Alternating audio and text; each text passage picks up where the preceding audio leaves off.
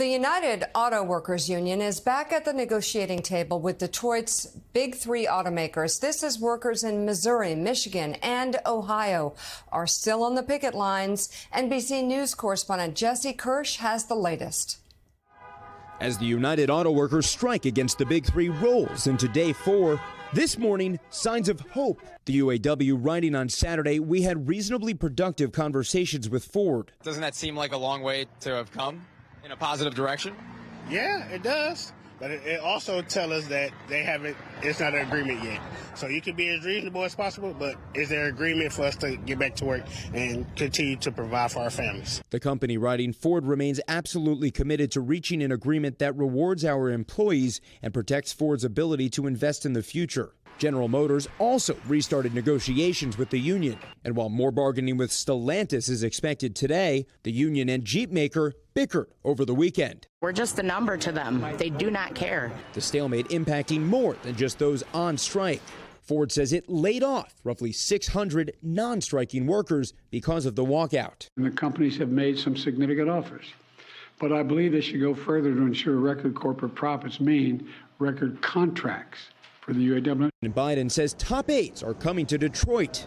But the union says the White House is not part of negotiations. The UAW is still pushing for a 40% wage increase over 4 years, among other demands. The big three all say they've made 4 offers. The union says it has countered, but is keeping quiet on details. Now, tens of thousands of livelihoods hanging in the balance. What is it like to try to support a family of 4 on what you're making right now? You can't. You have to have dual incomes in the house. Like everybody has to be pitching in. The UAW says what comes next depends on the big three. If they don't come to the table and get things resolved, then we'll keep amping that up. And joining us now live, President of the United Auto Workers Union, Shawn Fain. Thank you very much for being with us this morning. We want to know if, as of this moment, is there anything new in the negotiations? Thank you for having us, Mika. Really, things are still, status quo, moving slowly. We had, some meetings over the weekend, but, we still have a long way to go, and that's going to be up to the companies on, how this plays out. So we'll see how things progress the next few days, and, if we have to amp up pressure, that's what we're going to do. What does amping up mean, and what are the biggest issues where you are the farthest apart? Amping up just means that, we have a lot of members out there that are frustrated and fed up, and they're ready to take action. So, if the companies don't respond to the members' demands, then we have to do what we have to do. And we're far apart on several issues. I mean, we have been very clear from the onset that we want to end tiers, and tiers are where you have workers on the line doing the same job for severely different rates of pay, and there's no excuse for that. You're expected the day you hire in there as a worker to perform the same work as a person next to you, and there should be no reason why there's a $16 an hour, $15 an hour pay discrepancy there. Yeah, so I was wondering about. I was wondering about what the annual salaries are that we're talking about here, because I think just on the face of it, if you hear, oh my gosh, they're asking for a 40% wage increase, that sounds like so much. Unless we're talking about what salaries are we dealing with that these workers have been living with for years that you say and that the workers say are not living wages?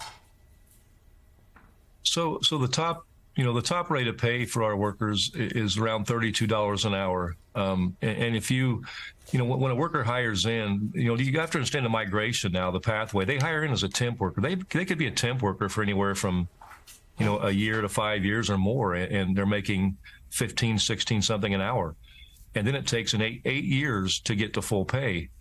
And when they get to full time, they start out about $18 an hour. They actually start at a lower rate than they do now than they did in 2007, 16 years ago. And the sad reality of this is, you look at what's went on in the last 4 years alone in these companies. In the last decade, they've made $250 billion in profit, but in the last 4 years, North American profits for the big three are up 65%. The CEOs gave themselves a 40% pay increase over the 4 years. Stock buybacks are up 1,500%. The price of vehicles went up 34%. Inflation, as we all know, went up 20%, and our wages went up 6%. And the sad reality here is the cost of labor in these vehicles is around 4 to 5%. And they could double our wages, not raise the price of vehicles, and they would still make billions in profits. This is a choice by the companies, and it's nothing short of just 2 words: corporate greed. Hey, Sean, it's Jonathan Lemire. You heard from encouraging notes of support from President Biden at the end of last week. The White House has suggested they'd like to be involved here. Give us a sense, if you will, as to what their role might be. Do you think they're going to be key to brokering some sort of agreement? Not at all. This is our battle, and our members. First off, our negotiating teams, are working hard. Our members are out there manning the picket lines, and our allies are out there with us. This battle is not about the president. It's not about the former president or any other person prior to that. This battle is about the workers standing up for economic and social justice and getting their fair share, because they're fed up with going backwards. How far away are you from getting this resolved? What's it going to take? What's it going to take to get a deal? Well, they're going to have to address the ending tiers. They're going to have to address the pay rates, cost of living allowance. The majority of our workers now do not have any retirement security. That's a big issue. And then you have our retirees, and there's several issues to move on still. So job security issues, this transition to EV. There's a lot of concerns with this. So there's a lot of things that need to be worked out. And we have been at the table every day, 24/7 for the last 8 weeks. It's a shame. Again, the company's waited until the last week to start getting serious about talking about this. They wasted a lot of time. We told them up front, don't do that. We told them up front, we expect to deal with these things early and often, and they chose not to do that. So they chose to be in this position, and that's why we find ourselves where we are right now. Well, we'll be following this. President of the United Auto Workers, Shawn Fain, thank you very much for being on the show this morning. Thanks for having us. Up next.